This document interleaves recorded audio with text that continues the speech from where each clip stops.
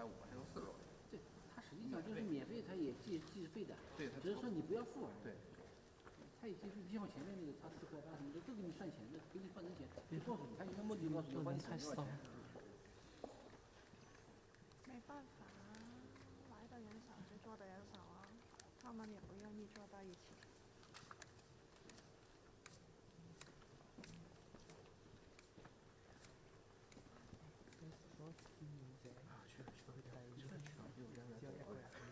对，行過去。但你話佢唔好行到中間。呢個時候其實我另一個志願者已經喺上面攞緊個咪啦。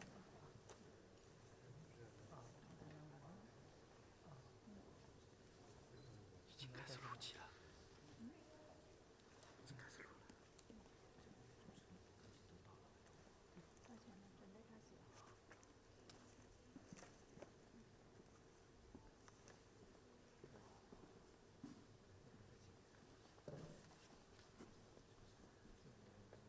因為這一場是線下的。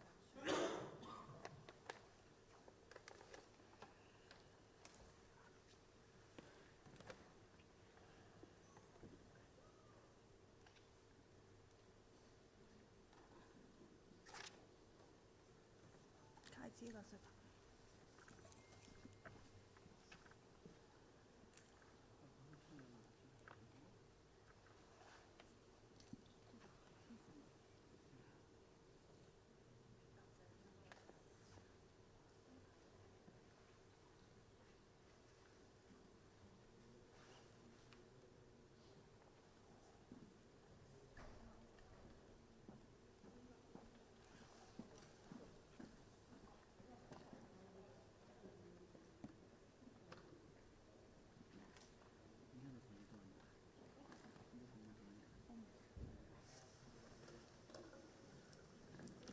？Hello, colleagues. Good afternoon.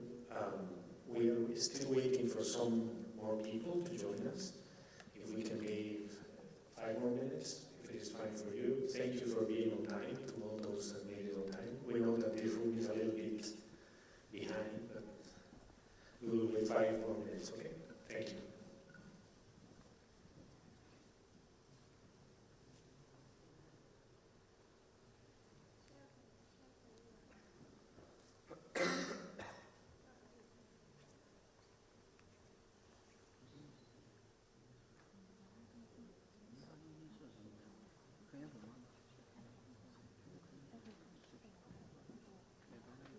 等5分鐘再開。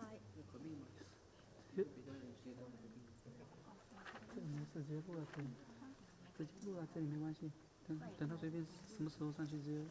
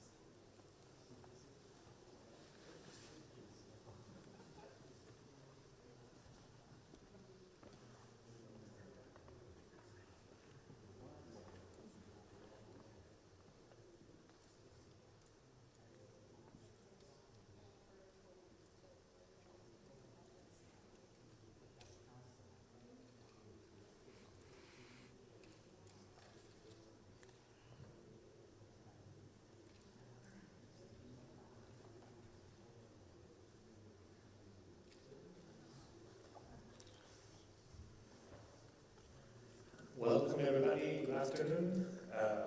The session that we are going to have right now is about artificial intelligence applied for development analytics. Let me introduce myself.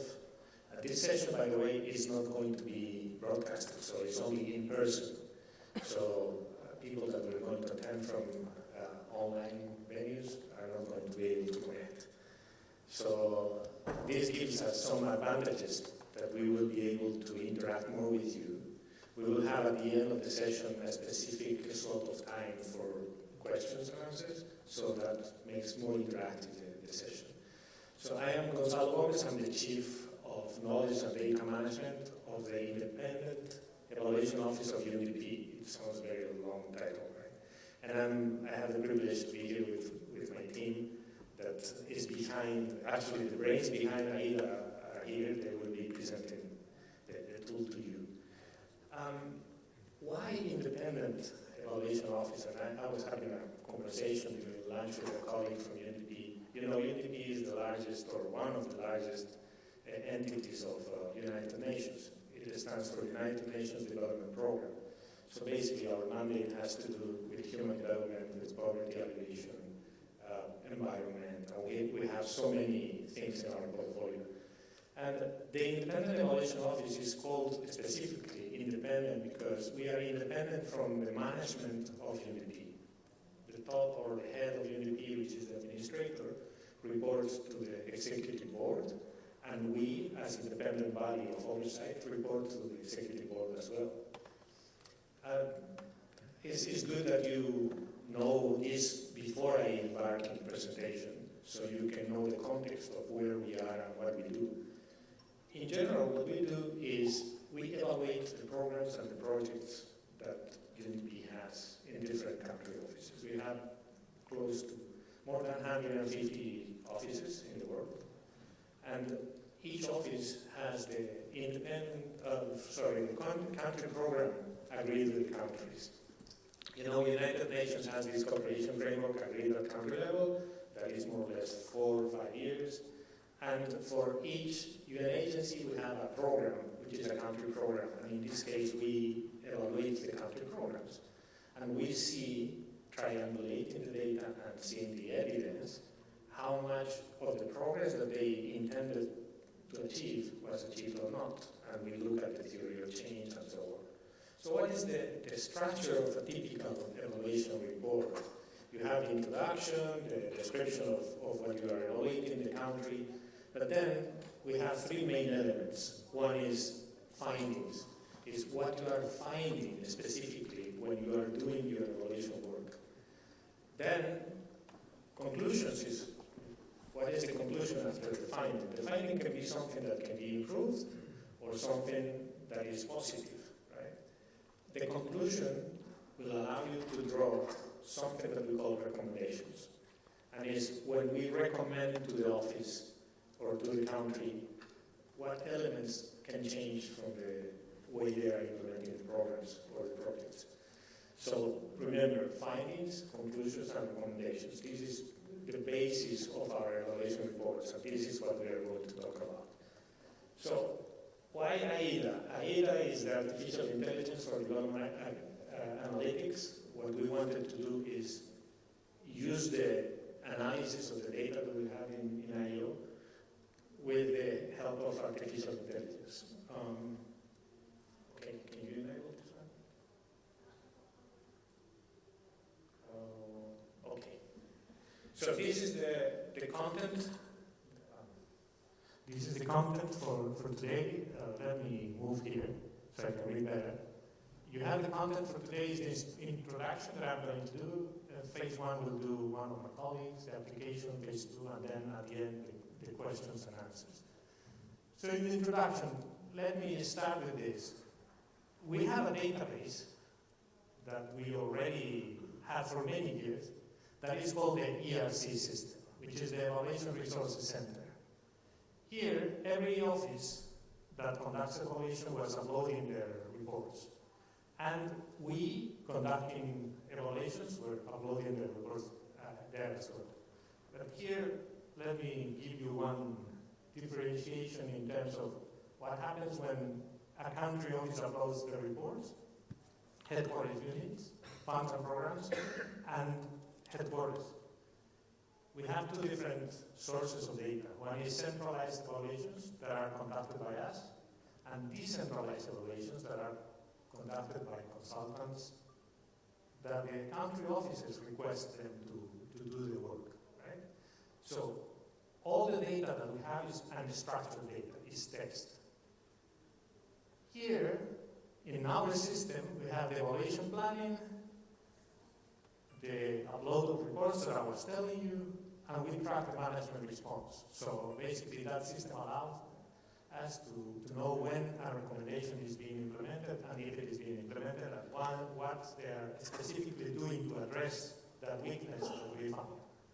So in this system, you can search in archive, you can obtain management reports. We have something that we call the quality assessment, that we see the quality of the evaluation reports, and we have an oversight dashboard. But what is the problem here? This system was created as a static database where you were adding labels, you were putting the topics, but you were unable to search inside the reports. Right? You can search the titles, you can search the labels that you created. And what we did is, we saw, okay, we have more than 6,000 evaluation reports. Basically, 22 years of data there, sitting there. And what lessons might be inside those reports, we didn't know. And everything started with COVID, because the director of IO said, okay, maybe we can learn from other crises that we had in the past. So that's how the whole project started. We have more or less between 300 and 400 new reports every year, so this grows every year. And the system allows us to do the reporting, the tracking, and so on, but not much search. But this is the primary source for our AIDA platform, because we are going to take this database and move it to the artificial intelligence models to read the reports. When we were doing this crisis analysis to see how we can deal with something when COVID appeared, we started doing something that we call reflection series, which is go inside your reports and use different topics like digitalization. We did one for COVID, local governance, health sector, and so on. But what is the problem with this? The problem is that the system has no option to search within the evaluation reports. And on top of that, we have PDF files and Word documents. So different type of documents. And sometimes the PDF files are not readable. So basically are like images that needed to be converted to text. So for doing the reflections that I just showed you, the challenges were for qualitative data analysis, we needed to open each report. So basically, what we did is, the evaluators that were conducting the work, that remember that something happened in a given year, they were doing the manual search within the reports. And what's the problem? That you have the risk of losing a lot of information there. Because some people maybe were not referring to issues that we had 20 years ago, right? So what was our vision? We wanted to move towards using artificial intelligence through something that is called supervised machine learning and use natural language, right? To generate lessons from the evaluations and to improve the predictive and analytical capacity of IU. So that's how our project started. And we divided in two phases. We will go into the details of those phases. But we needed to search in the market who was doing something along these lines. And we knocked a lot of doors. Google, Microsoft, Amazon, Databricks, you name it. All the big players in the area of artificial intelligence. But none of them had a prepackaged solution. Saying, okay, this is the solution, like Office, this is Word, this is Excel. There was nothing in the market. So we needed to start to establish partnerships for doing this. Initially, internal partnership within UNDP, because as you know, as an independent office, we have our own resources. We needed to knock the door with UNDP, with our main house. Then, through them, we talked to the International Computing Center, which is the UNICC, it's part of the United Nations. Their mandate is to work with technology. Why with them? Because through them, we ended up working with Amazon. Amazon Web Services, this is the acronym. And because we needed to explore, we needed to design new models and to create new models that allow us to do what we wanted to do, to extract the information from the reports and to read inside the reports. This is how it looks, okay? We will not be able to do a live demonstration, but you can visit. It's AIDA.UNDP.org. This is how it looks. It's very simple. We wanted to have a very, very simple design, which is a search engine, basically, where you can go, you can put the keywords, and you can search inside.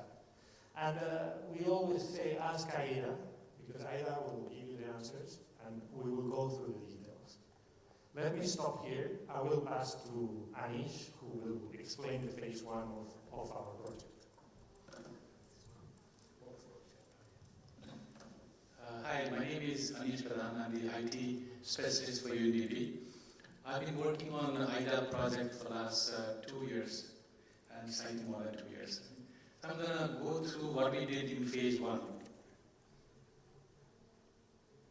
So, as Gonzalo mentioned, that we wanted to extract evidence from evaluation reports. As evaluation, they are done in PDF and Word and uploaded into ERC.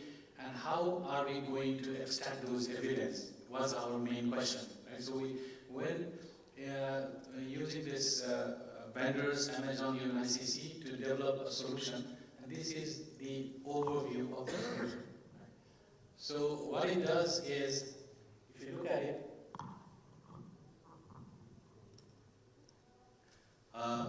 if you look at it here, let me go here a little bit. So we are pulling evaluation reports from our evaluation resource center, and those evaluation report goes through the set of machine learning models that we have developed, and then we are making them available through a web console. Right? So if you, this is more of a simplified data pipeline that is happening inside AIDA. Right? So if you look here, this is how the evaluation reports are. Right? Word and a PDF report, this is how people are writing report. And we send each of these evaluation report through a text extraction process, where the model is going through the report, reading paragraph by paragraph, extracting them, and those paragraphs are then sent through a comprehension model. Right? What does the comprehension model do is, it first tries to identify whether that paragraph text is a finding, conclusion, or recommendation, and then applies label to them, and then those label data are indexed in our search engine, and you can search it using our AIDA portal.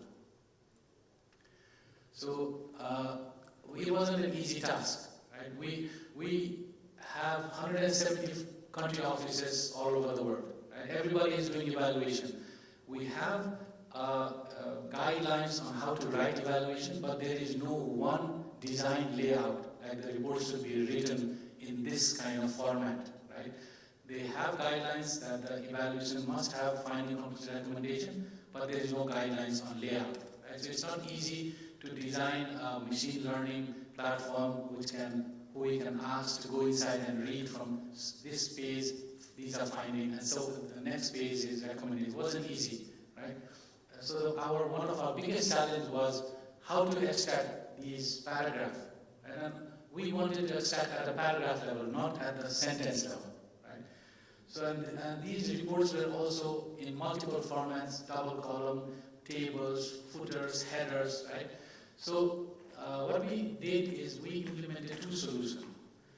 For PDF, we are right now using a tool called Amazon Extract. And for Word, we are using something called Apache Tika. Right?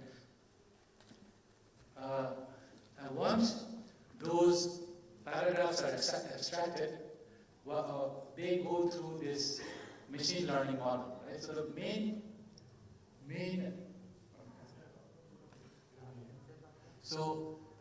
issue with this, the main objective of these machine learning models are, we wanted to ingest the paragraphs extracted by the extract tool, and then identify, as I said, finding complete recommendation, and then apply specific labels, right?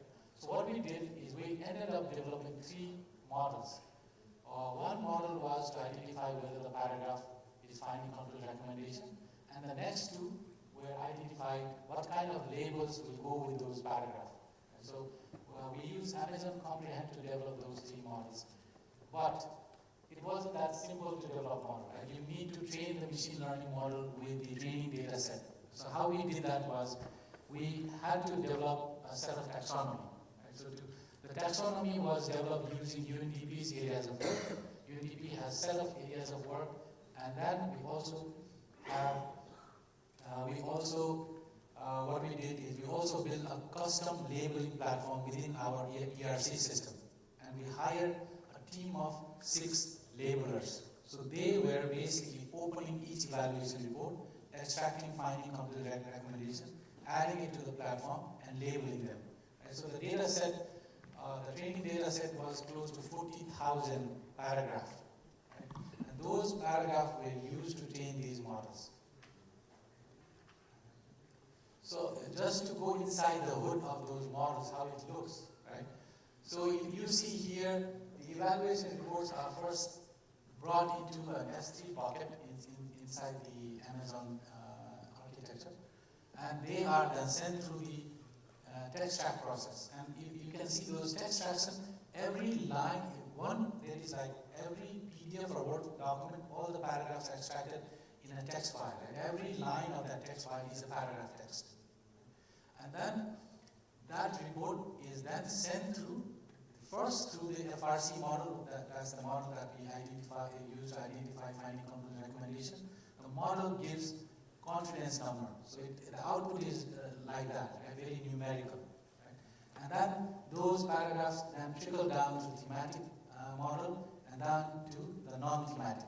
Right? So the model gives confidence score to each of those paragraphs based on what it thinks that paragraph is, whether it's finding complete recommendation or none of the above. And the second model gives you whether it's gender-related, governance-related, climate change-related, right, or none of the above. And also it allows you to, it also looks at the non-thematic model, looks at whether it's related to what kind of work. It's related to human resources, advocacy, technical advisory, and we divided the non-thematic categories like that. So, and once the model output is collected into a comprehend, we call it comprehend output, we send it to enrichment table, right? We put it into one table, and that data is indexed by our search engine and is made available in our portal. So the way we've been analyzing whether our model is working well or not is we're using this thing called F1 score. It's based on confusion matrix, right? True positive, true negative, false positive, false negative. And this gives you, this table is a little bit hard to read, but we've been using weights. We've been taking the average, right? What is the average F1 score for each of the labels? And we've been applying weights. At what weight does the model gives us the most accurate output? So the weight we are right now using is 0.4. When we apply a 0.4 weightage, most of our label output is accurate at the level of almost 0.89, almost 90% accurate, right? The highest F1 score is 1. It can be 0, which is very bad.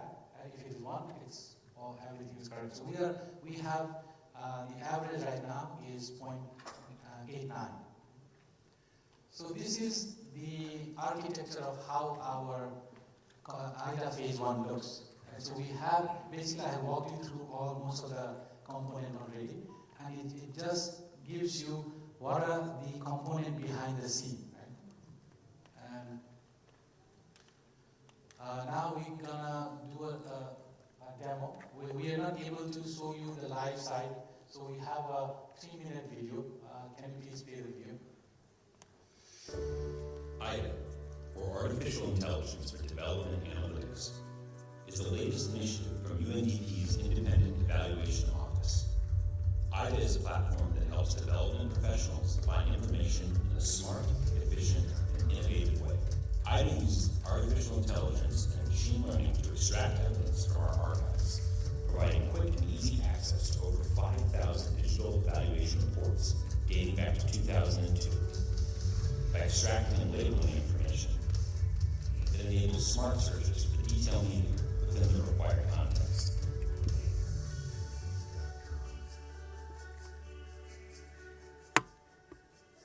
Open the AIDA homepage and type a query into the search bar. AIDA will search the database to find results. We can see there are 93,433 search results, broken down into findings, conclusions, and recommendations. The output page is limited to 1,000 results, so only 1,000 most relevant outputs are shown. AIDA displays links to the documents and the labels given to the information based on its understanding of the content. To find more specific information, use the filters on the left of the screen. For example, if we filter by region, AIDA will only show us output from reports from the specified region. If, for example, we select only country program evaluations, AIDA will present information only from these reports. Use the export function to export the information to a spreadsheet, which contains the search output and other important information, like links to document files. Converting the data to CDS format facilitates deep and targeted analysis.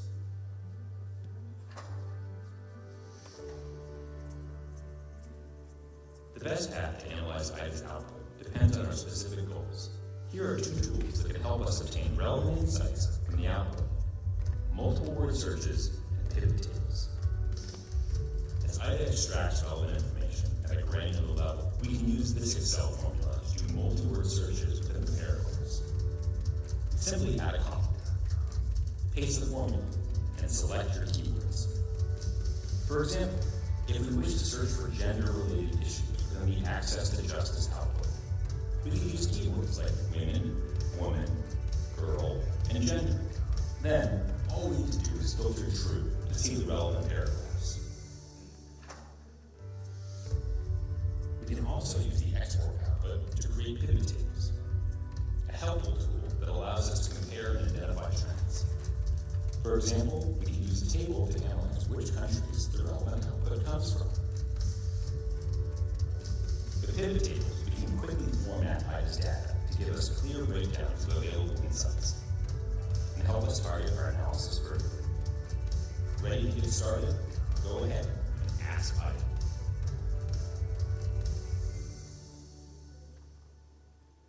Back to the presentation. So now I'm going to hand over to my colleague to show some application. Hi everyone, thank you for joining. I'm Organiser. I'm a research analyst at IO, and now we want to show you how can you use the evidence that we've gathered in AIDA. So we want to talk about 2 examples, one for the broadening of the evidence base, and later we'll show you how you can use it for analysis as well. So for the broadening of the evidence base, we use, there was an evaluation being conducted in our office for the Leave No One Behind evaluation. So we wanted to use AIDA to see how it compares how much evidence you can get through AIDA versus our previous approach, which is a ERC that looks at the report level. So for the evaluation, we had a selection of 15 countries and 53 keywords for all 18 LNOP groups, which are these ones here. And we selected relevant keywords per group, and then we tested and tried to see how it compared AIDA versus the ERC.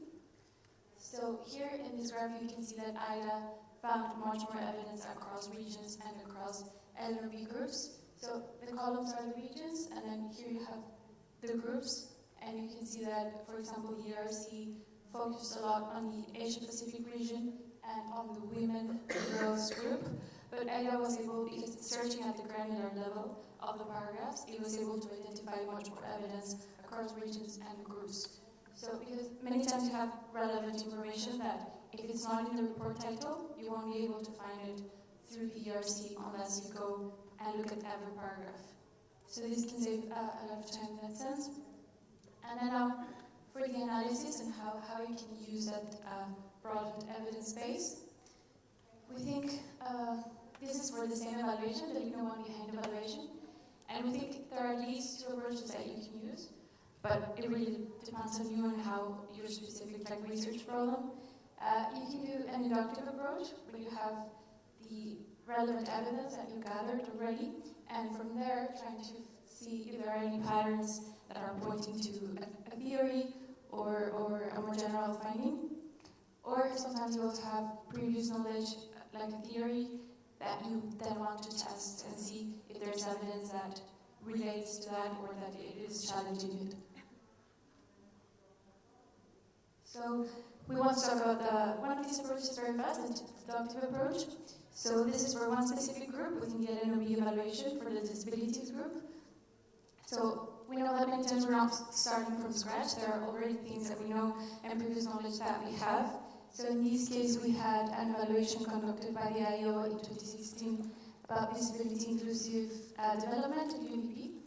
And we wanted to see ask if something has changed, if the evidence for more recent years still holds the findings that we find back then to be holding, or if, we've made some progress or things have changed. So we went back to the evaluation and we identified key themes around which to look for evidence on what progress has been made. So we identified these 5 themes, one about how electoral processes can emphasize the rights of persons with disabilities, one about disability-related data, one about women with disabilities, disabilities affected by crisis, and mine victim assistance. So we will show you for two of these themes what we found.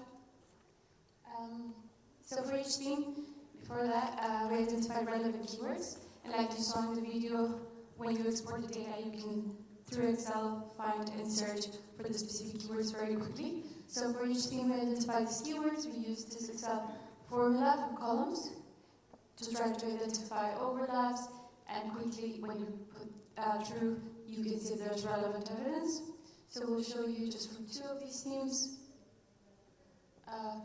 For the disability-related data, the previous evaluation found that UNDP has provided limited support to countries for the collection and analysis of this data. And all the evidence that we found when we filtered through in the column, you could quickly realize that this finding is still very relevant, and all the paragraphs in the evaluations related to that topic are saying the same thing.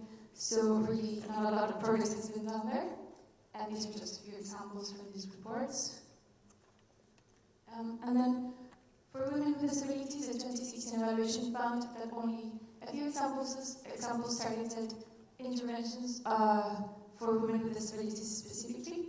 So we did a quick quantitative analysis, and out of the 91 search outputs, we saw that 51 were also related to gender, but only 4 were about women with disabilities specifically. And I think it's because disabilities and in general the NOB groups tend to be grouped into the same overall category of vulnerable groups. So you have many overlaps, but you don't have a lot of evidence on specific targeted interventions.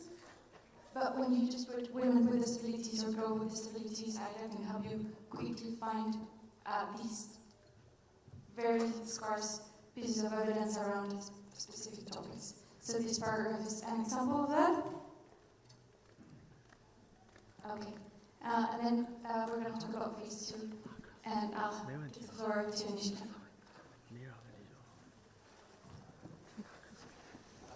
So you saw in phase 1, the output was basically just the output from the search engine, right? And then to do most of the analysis, you had to export to Excel, and then you had to do a lot of these Excel maneuvers, X number stars, pivot table, to find the real insight that was hidden in those Excel output and search engine output. So we wanted to figure out how can we make it slightly easier in AIDA to do that kind of analysis. So when we started phase 2, our main goal was how can we now make a model that can generate insight from evaluative evidence. So to achieve that, we are now adding a couple of more components into our AIDA architecture. Right? One of the main things that we got feedback from our colleagues where AIDA was only looking at English report. Right? The non-English, French, Spanish report were not extracted by AIDA. So we added a translation module. Right? So the translate is already actually integrated into, if you go to AIDA, translate is already there. Right? So you can translate and report in any language, and then those data are sent through the AIDA model and are made available through our AIDA search engine. On top of that, what we are doing is we are adding sentiment analysis, we are adding topic modeling, summarization, and pattern detection. Right? Sentiment analysis is in sentiment analysis we are planning to what we are doing is analyzing the sentiment of each of the AIDA paragraph and see how we can use it. We're going to go a little bit deeper in the next few slides. And the topic modeling is, in the topic modeling, what it will be doing is, based on the AIDA output, the topic model will try to identify what are the key topics on that AIDA output. So you don't have to use Excel to identify what are the key themes, if it is there or not. Right? The topic modeling should do that. And using that topic modeling, we are going to aggregate paragraph and use the summarization to give you that what is those 50, 60 paragraphs that are talking about. Right? And the pattern detection is something that we would like to use to bring in other data sets like the global indicator data set, UNDP project data set, and use the pattern detection to identify what are the kinds of pattern we are seeing. Right? So some of those details my colleagues will be explaining. And then at the end, we want to have an insight dashboard. So that's all we are currently working in AIDA phase 2.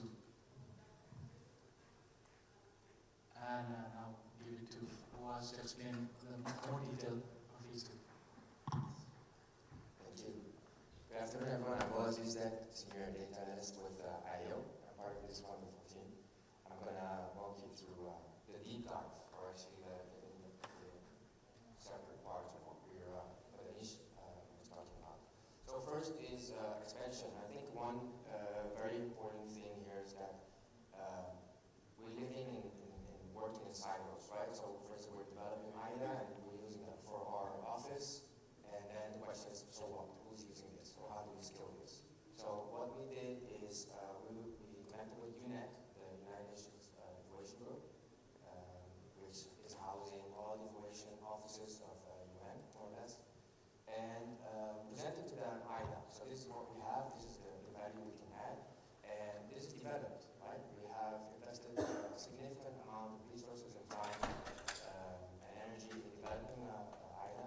So please leverage what we're doing, right? Because what we've seen also in this conference, and everyone's presenting their project, and it's like, great, congratulations, but what are we doing with it? So that's why we wanted to set up the multi-institution design.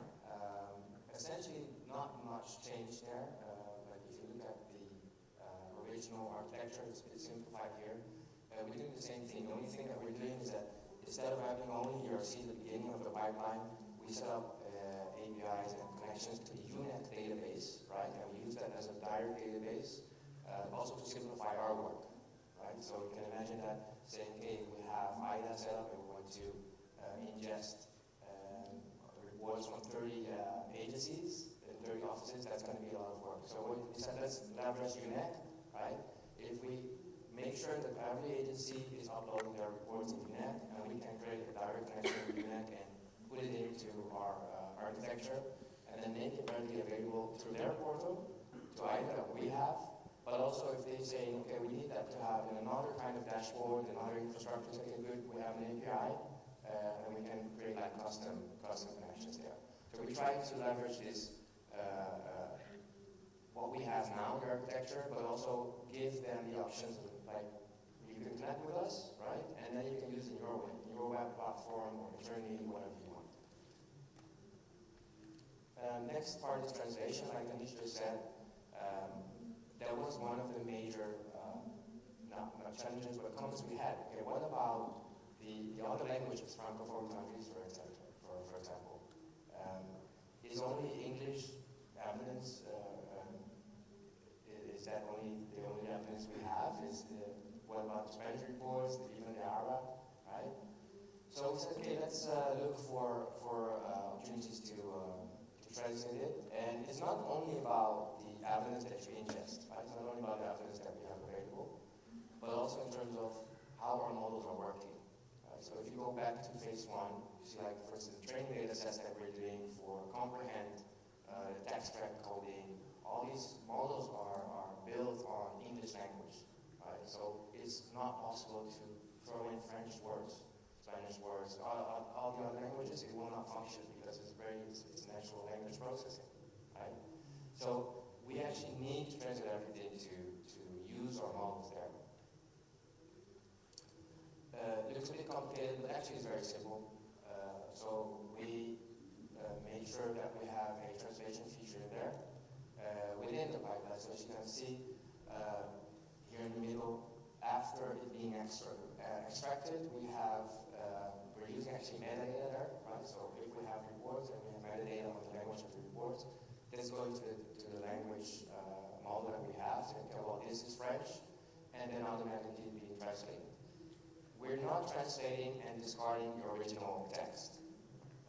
This is a very, very important point because you can imagine that automatic translation also poses a lot of errors, right? So it's great that we translate and we can use it that way, but what we do is that within our index, so that what we showed in the enrichment process, we keep the original, we keep the translation, and in the website, if you show what the findings are actually doing and you click on the translation, you can actually see the original text there.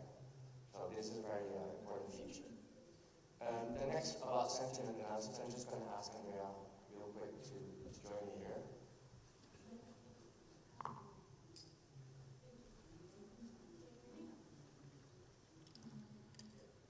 Yeah? Okay. Yeah, so for the sentiment analysis, the objective was to determine the sentiment of the evaluative assessments, the paragraphs that we extracted. And we wanted to do this for 2 reasons. One was to be able to quickly find what works and what doesn't. So for positive evaluative assessments, you can have ideas of what has worked, and negative things that didn't work or you should try to avoid. So the process was that we collaborated with the University of Essex on testing and improving the performance of multiple sentiment analysis models.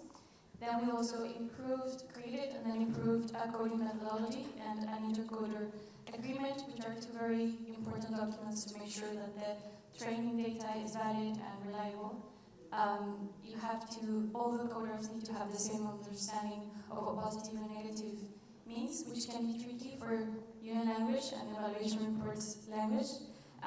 So you have agreements, and once you reach 80% of match across coders, you can go ahead and label the rest of the training data. And that's how we expanded and improved this training data set. Can you go to next? And we tested 2 models, one at the paragraph level and one at the sentence level, which means we provided training data for both at the sentence and paragraph. And we saw that the sentence level model performed best. And this granular approach also enables for more precise predictions and the opportunity for more specific feedback. So we tried 3 models for the sentence, one using only our data, and 2 where we used the model that was previously created by Zeppelin University. So we use part of their with high prediction scores sentences to also improve our model. One balanced, one unbalanced, and the AIDA Zeppelin model balance is one that worked best with almost more than 99% accuracy at the sentence level, which is almost 100% accuracy. And from the sentence level, we tried to create a formula to aggregate the sentences in the paragraphs to an overall paragraph sentiment. And you can see that model, the paragraph model using the sentence input, has a 77 accuracy, which is also high, but of course aggregating is more tricky. And this is just an example of a paragraph where you have one negative sentence identified by the model, two neutral, which are not evaluative assessments, they are background, they are explaining the evaluation or context, and one positive sentence, which gives you a ground truth sentiment, which is a human sentiment, mixed, and the model also predicted mixed. Thank you. One thing to add here, you might think, so what? Sentiment analysis, why are we doing this, right? So you can imagine if you have a database full of evidence, and you can use the sentiment as a proxy to see what worked and what didn't, as in a sentence like this, product reviewed RFI standard, or implementation was very effective. You can imagine that if you have models that are able to understand UN language, and then we talked about evaluative language, this is very complicated even for us humans to say, we predict what this sentiment is of this paragraph. What I would predict and what you would predict would be completely different, right? So it's a very, very difficult thing. And that's also reflected, you see, in the scores here. Because if I have a model that's doing that on the sentence level, that works very well. But the moment we need to aggregate that into a paragraph like this, that's when it becomes tricky. So that's why we have 100% there almost, and here it goes back to 77. And this is not like a machine, it's not a technology problem, this is a human problem. The way how we speak, how we use language is quite tricky. Then we go on to topic modeling. So objective here of topic modeling is to identify subtopics within our team. So think about doing a search on climate change, and you get a search up with 1,000 paragraphs, right? So and this is really trying to find a solution for what we did before in the Excel spreadsheets, right? So you do an export, you get a new spreadsheet, and then you use the formula to do extra keywords. We want to do that automatically, right? We don't want to use Excel anymore. So if we have this running, and we do climate change search, and it can tell us, oh, inside we have coastal resilience evidence, we have evidence about national policies, and evidence about implementation. And you click that, and it can show you those 5 or 10 paragraphs that are related to that. That's a great solution, right? And then think about combining that with sentiment analysis, or combining that with the other models, too, so you can create great things. So we're going there. Just keeping time in mind, latent and directed allocation is one of the things we investigated. The topic modeling is called and phrase detection and grouping. Not going into that because we don't have much time, but what this is basically doing is looking at all the text we have, looking at all the words, and then it's making, based on the distance and the relation between those words, it's making clusters. So you can see like this is some kind of multi-dimensional clustering of words, saying, oh, well, these words are in the same paragraph a lot, or they're mentioned a lot. So that must be one topic, right? So that's what's happening. You have all these paragraphs.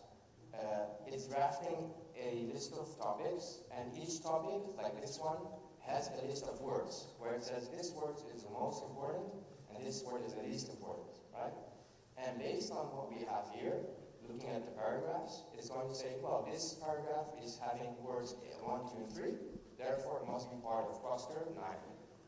So that's just a very, very simplified explanation, but that's basically what it's doing. One of the challenges is that it's like, it's based on the assumption that the same topic is using the same word. So we're going back to the problem of humans. We are always a problem with technology.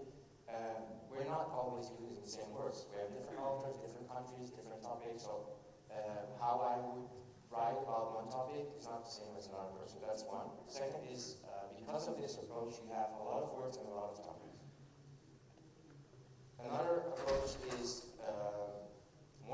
it's not similar, but it's taking a similar approach, but more on the clustering of key phrases, right? So it's not taking the word more of key phrases, and then also using the clustering. It's also looking at the dimensions. So if you look at the multidimensional clustering of those key phrases, how they relate, and with that, it's going to create topics. Anyway, more about this, but I think we have limited time for today. Summarization. I think this is speaking for itself. Once we have all the data, and we have, for instance, a number of paragraphs that is saying something very positive about coastal resilience within the climate change data, we don't have time for that. We we're people without patience. So we wanted to see in one paragraph what are the key takeaways. So that's what we're trying to get with this solution. Pattern detection, this is like the last part of it. So if we have all these kind of models working together, right? So for instance, the example of resilience, coastal resilience data, we want to see, okay, we have evidence, but how do we triangulate this, right? How can we look at this evidence, this takeaway, and say which countries are having the same problem in terms of country context indicators, right? So which countries are having environmental problems? We have both development indicators, many other data sets, external resources that we can use. So we're using that for pattern detection, as well as internal data, for instance, where's UNDP spending on environment projects, right? So we're trying to cluster that using the internal data, the resource data, and trying to see like how can we find patterns there. And this is actually already going into the talk of phase 3, because this may be utopia or dream.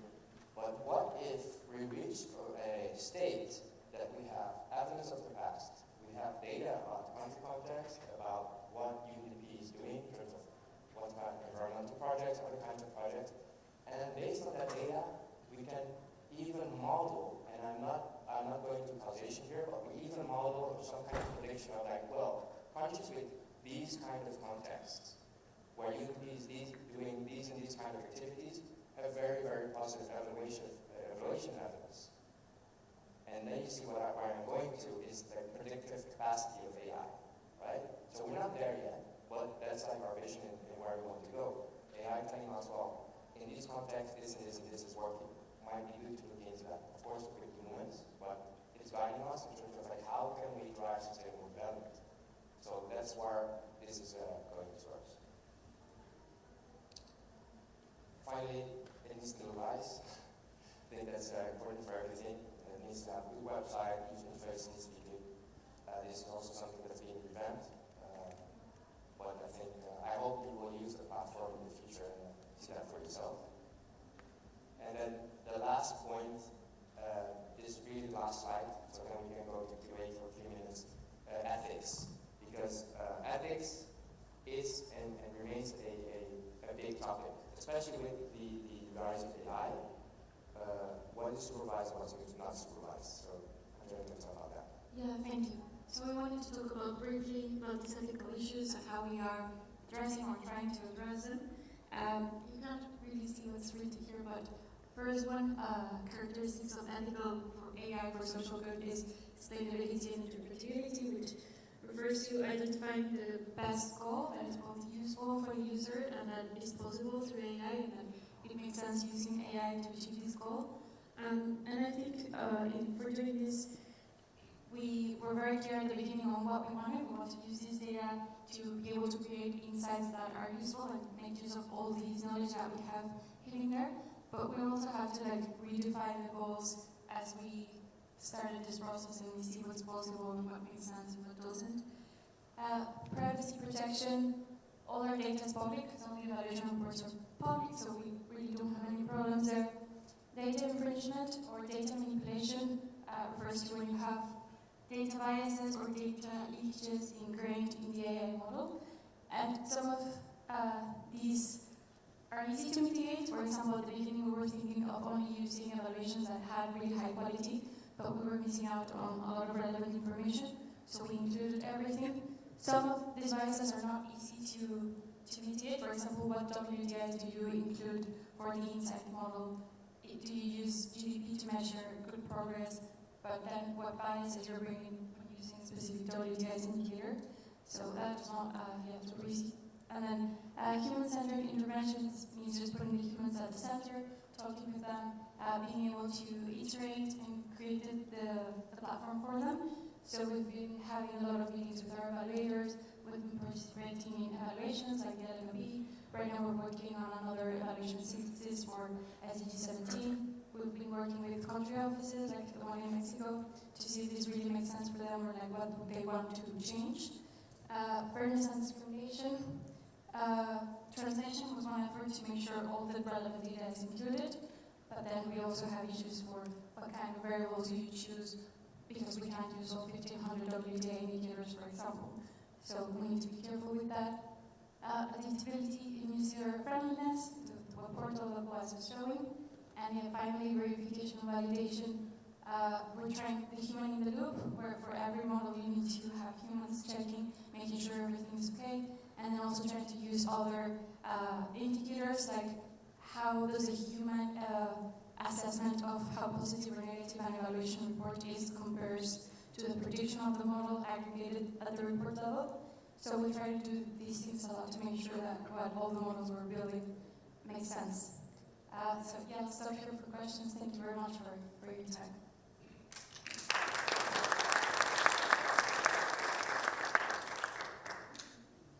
Yes, questions, please. Teamwork going on here. Thank you very much. I'm Alexandre Barbosa from the Brazilian Network Information Center. Really congratulations for this wonderful work and wonderful team. I have one question in the taxonomy model that you're using. Is this taxonomy defined by UNDP, or are you using a standardized and internationally agreed taxonomy? And the other thing that was not clear to me when you showed the precision of the model in terms of analyzing the paragraph and the sentence, and it seems that for the sentence you have a higher precision. So it's not clear which one is really actually working, because if you are working with a sentence model, probably in terms of performance, it will be more inefficient, I guess. So if you can clarify. Thank you. Thank you. Yeah. First question, taxonomy. Taxonomy is that's a very good question. Taxonomy is drafted by us, by our office, right? So we look at like what we do in terms of evaluation, what are the themes and the keywords that we need to identify. Of course, maybe you know NVivo as a coding tool. We used to work a lot with NVivo. We still do, right? Sometimes people saying NVivo is a competitor, right? That's not what it is, because NVivo is way more relevant about qualitative analysis. But actually it comes from there. So we had thematic labels and non-thematic labels, and it has two layers. So we have parent tags and child tags, right? So there's agriculture, under agriculture, agricultural development, soil health, etc., right? This is also a very important point because SDGs, right? The goals. So how can we map our evidence to those SDGs? So what we have in our taxonomy is exactly that link, right? So if you look at our complete taxonomy table, is the taxonomy of how it's being coded. These labels are linked to certain SDGs, and this also allows us to link it to their indicators, right? So we have, especially when we have the evidence of finding, and there are certain labels there, we can immediately pull the right SDG goal indicators to say, okay, how do we measure the country performance on this aspect? So that's the first one. And the second question on the sentence versus paragraph level is that we're dealing with chunks of text, paragraphs. So we're forced to do that. So one thing that we, how we mitigate this gap, to say so, is that in the portal, once we have the sentiment there with the paragraph, we also show the percentage, right? So we can see, okay, 5 of 8 paragraphs are positive, 2 were negative. So we also see that granular level, but we need to put like some kind of stamp on sentiment on the paragraph level, because this is the chunk that goes into the pipeline for the further thing. So it's balancing out those parts of it. And I have a second question here. We have like 1 minute, so maybe we can do one more after this. Thank you very much. And my name is Florian Skeen. I work for the IFC, actually on a very similar project called Malena. So I really appreciate all the work you've done, and congratulations for the great place that you landed in. I had 2 questions. One is more around adoption, and one is around the last slide, your sort of governance of your AI models and the data. So around adoption, who is using this tool? How do you see the tool being adopted? And how much, this is a great tool, how much do you see the uptake of it? And then my question around data governance and model governance is, you seem to have a comprehensive approach to it. How do you implement that? Do you have a a framework, or do you have sort of guidelines that you implement? What steps do you take to govern your AI and data? Thank you.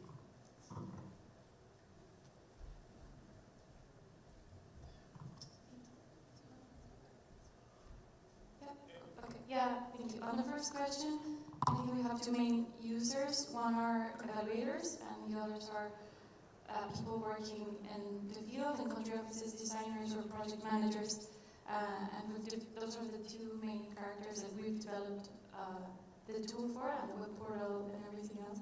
I think for evaluators, the idea is mainly to help them find the evidence fast, making sure they are not missing anything, and making sure they are able to analyze it faster and smarter. And for people working in the projects, I don't know, if tomorrow there's an earthquake in Mexico, the idea is that you can quickly, if you need to have a really quick response, go to AIDA and see what other countries have done for earthquake response, and see if there are any things that you can learn from, not repeat mistakes that you should not repeat, or things that work really well that you can try, but also incorporate it to the project designs. And those are the kind of things we're trying to do with UNDP Mexico for women's empowerment. And the second question was about governance. governance. Thank you so much, and thank you all for your patience and being with us. Actually, the IO created a new unit, which is Data and Knowledge Management Unit. And one of the first things that we did is we created a data strategy and the support that we have for all the evaluations. And within that data strategy, we started discussing about how we are going to do the governance of all the data. Because AIDA is one piece in the whole work we're doing. And the whole work includes other data and how we prepare for evaluations. Because, you know, when we do the evaluations, we want to triangulate the data. But there are many data sources, and we standardize many things. And the governance part comes there, because we said, okay, we need to have at least for this specific project, when we develop the terms of reference, we also define the success criteria. What is, for us, successful? What is the biases that we're introducing, and what we should be avoiding, and how this is going to be integrated in the whole work that we do as UNDP. Because at the end of the day, we want to share this, and it's open to any user, right? Because the evidence for the time being is on UNDP, but once we expand to UNICC, you will have more than 17 UN agencies with the data there. So it's a lot of data. So that is along those lines. Now, in terms of the data governance document and the whole approach, we are developing it, because many of these things are new to us as well, right? And when we were doing something that the colleague from Brazil was asking, we reviewed the sentence level, and the accuracy is not good. And not only that, for humans, reading one sentence is not enough. That's why we're working with paragraphs, right? In a paragraph, you understand better. And Amazon is working with us in this project because they are very interested in doing something that is called document intelligence. This is document intelligence. It's like you read inside the documents and you extract information from there, not only as you saw, but it is like for other purposes that they have. So this is, none of the big AI companies were working at this level, so that is why it's taking us more than 2 years. I think we had one more question, right? We have just one final question, and then we're closing. Thank you very much. It will be short, so thank you very much. I really appreciate your work. This is an excellent presentation, informative presentations. I am from Saudi Arabia. We have one of the UNDP offices there. So I would ask about two things. One thing, how can we get connected to this AIDA program?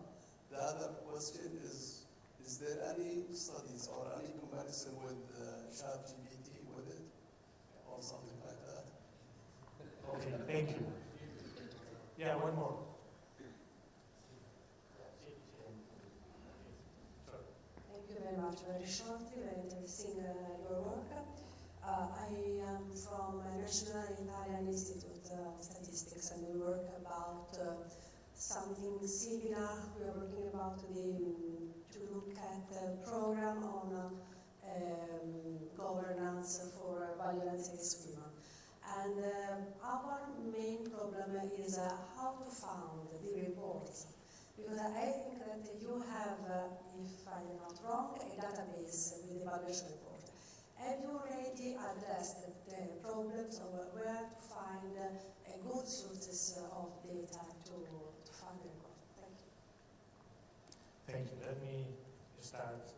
You can contact us. AIDA.UNDP.org, and we can talk bilaterally. We actually did with many bilateral partners that we have, and we presented AIDA and see how we can integrate. That is one part. The other part of the question was ChatGPT. Okay. You saw the last part that said summarization, right? Okay. We are working on using ChatGPT or a similar tool for doing the summarization here, because there is no need to invent the wheel again, right? Because one of the main challenges was how to summarize. You have 100 paragraphs, but you want to have, let's say, one page that tells you the story, right? A summary. And we are using something, we explored ChatGPT with the paid version, of course. I think we will not get there because we don't have the resources to do something for development, but we are using the existing solutions. Right? In terms of the databases, for us it's very easy because we have all our reports in one single place for the last 22 years. But there was one challenge, as you were saying. We only use evaluation reports in this database. We are not using self-reports, project program reports. Why? Because we needed validated and triangulated data. So we know that what is in an evaluation report, it went through a rigorous process to get to the report. And because when I've been a program manager myself and project manager, we are under optimistic many times, and we report something that is not real. And for us, the main sources are all the databases that we have in the UN system of evaluation reports, but there are others outside UNDP or outside UN. There are other networks of evaluators that they have evidence. And we are working now with what we call the SDG Coalition on synthesizing the knowledge for SDGs from different sources. So we can talk as well, if you want. I think we can leave it with that. Please feel free to come to us. We can exchange contacts, we can talk further. Thank you again for attending.